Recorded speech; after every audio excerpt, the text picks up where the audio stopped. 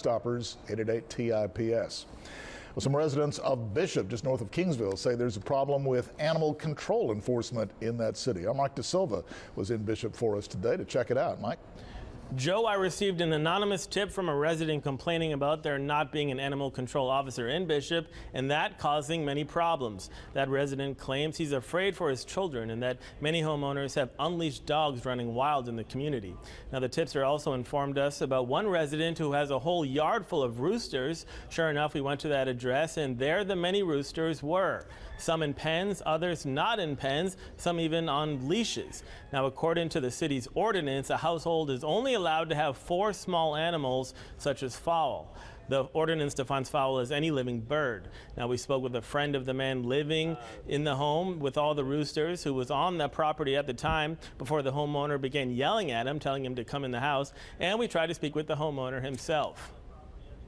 Someone told us about all these roosters.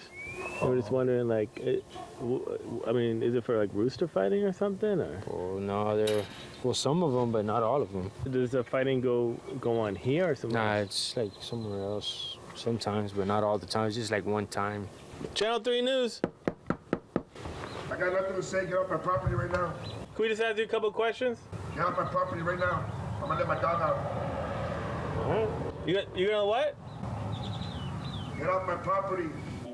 When we went by City Hall today, the city secretary, Cynthia Contreras, showed me the city ordinance that limits the amount of fowl per household to 4. The city says they haven't had an animal control officer since he resigned in June or July of last year to work for the county animal control. Meanwhile, Police Chief Larry Lawrence says if he were to do something about these roosters, he doesn't have anywhere to put the animals since the city's animal shelter is non-functional and is being repaired and needs to be inspected. The city says they're going to begin advertising this weekend for a contracted animal control worker. Joe?